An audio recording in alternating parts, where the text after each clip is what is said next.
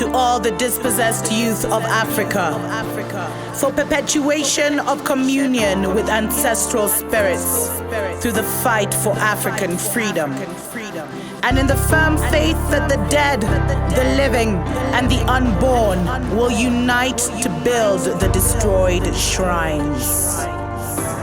Selah. Hello and welcome, family, to another episode of Wake Up Africa. My name is Dr. Mumbi Seraki. How you doing? How's everything going? I really do pray that you are well in all your ways and that you're moving into living life truly on your own terms. We really appreciate, love everyone who has been supporting our personal story. Although so much has happened, I will be sharing more. And thank you so much for all the emails we get. I just want to reveal here, beloveds, that I do have people who screen my emails. So when you're writing to me, you guys have been writing such intimate emails. Just know that it will be screened before it gets to me. They're not supposed to read the whole email, but they're just supposed to get the vibe. Thank you so much to everyone who has invited us for speaking engagements, to interviews. We appreciate, love you so much. We're still closed for interviews at this time. I don't know how anyone has time. I mean, I'm literally just trying to acclimatize to the new earth and do my service, which is this show. But those are stories for the future. Beloveds, things are not going well for the royal tour of William and Kate to the Caribbean. And I think it's just the whole way the vibe started about them going on a charm offensive for the Queen to convince, the colonies not to gain independence kind of vibe. That's how it was interpreted. And, it's been receiving so much bad press. And that's why I'm saying this news has an energy. It has an energy that spreads and that does stuff, because now Jamaica actually came out and they have demanded that Kate and William apologize for colonialism and slavery. They said that should be the tone of their visit and not some charm offensive like, oh my God, it's so good to be part of the crown. Like, people ain't having that. They're sick and tired of that. And so funnily enough, they're actually landing in Jamaica today, Tuesday the 22nd. And this big advocacy group has actually, it's called the Jamaica Human Rights Coalition Advocates Network. It's a group of very many different human rights agencies, etc., in Jamaica. They've organized a protest to coincide with their visit in front of the British High Commission. I can't even speak. This is crazy. And what they're saying is that, I think William and Kate, this is now the organizer, will get a lot of warmth if they apologize and begin to open a new chapter. In the absence of that, it's more of the same, and I think there's a lot of impatience and people have just had enough. It is important, as Jamaica turns 60 years old as an independent nation, that we stand as adults on solid ethical, moral, and human justice grounds to say to Britain that you have done wrong in enriching yourselves off the chattel slavery and colonialism. And she goes on to say, morally this requires an apology, and it is only just that reparations be made.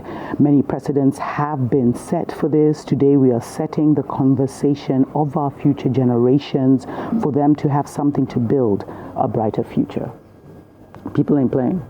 I'm telling you, that energy went round. You see, when Jamaica said they weren't paying for the royal tour, and they were cheered on by the melanated world, by melanated people across the world. It's like that thing gained momentum. And these guys signed a petition. They started a petition that has been signed by I don't know how many people. But it's like they're all behind it. This is huge. It's not business as usual. Family, this is a new day. This is a new narrative. I keep telling you, the narrative has changed. And it kind of shows the arrogance of William and Kate and how out of touch they are, that Babylon has fallen. And now we're in transition. A new world is coming in. A new order is coming in. And it's not their new world order unless, you're in their system. Because this charm offensive is not going well, family. It's not going well at all. And guess what? So they were supposed to have like an 8-day tour across the Caribbean. I think they was visiting like Belize and then Jamaica, Bahamas, whatever. their first engagement actually had to be cancelled. They were forced to cancel their first big engagement of their Caribbean tour following a village protest in Belize and claims of colonialism. Beloveds, people ain't playing.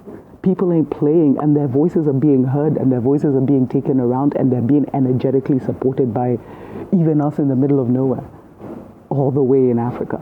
This is awesome. And so, so they were supposed to arrive in the Central American country Belize yesterday to begin their 8-day tour. But, and they were going to do a visit to this place called Atke, whatever, Cacao Sustainable Farm. You know how they always love that stuff. In this village of Bowden Creek. But the local indigenous Kechi Maya people family, they actually staged a protest on Friday complaining that they had not been consulted about the royals, I love this, landing on their helicopter on their football field. And they said it had colonial undertones. But the real beef is the fact that William is part of this Flora and Fauna International, which is like a charity which tries to protect the ecosystems. But basically what they've done is they've taken a lot of sacred sites and stuff across the world and put them under the WWF, not the wrestling one, the other one. You guys need to do research on that. And so they control massive tracts of land, beloveds, through these charities. And then they've created this narrative like the locals can't manage their land, which is why these charities have to come in, because if it was the locals, all the wildlife would die, all the trees would be cut, but these guys aren't having it. And they actually, so they had these protests and they had these different signs saying, Prince William, leave our land. Colonial legacy of theft continues with William and the FFI, this international organization, whatever. And,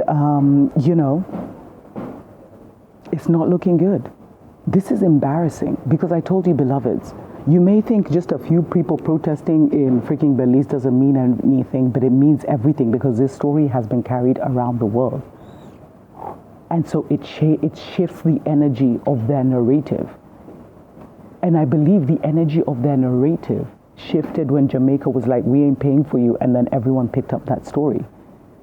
So sometimes it's like the Babylon media, in their search for negative stories, will actually shoot themselves in the hip. Because now the energy around their visit is off. People don't want to see them. It's bringing up all colonial kind of hang-ups. And they're just not warm. They look like they're stuck also in those ages of kings and queens and the crown. And, Jamaica should remain part of the crown and let's ignore everything that happened. Like, what does that narrative is gone. That spell has been broken, family. It's been broken over our people. It's a new day.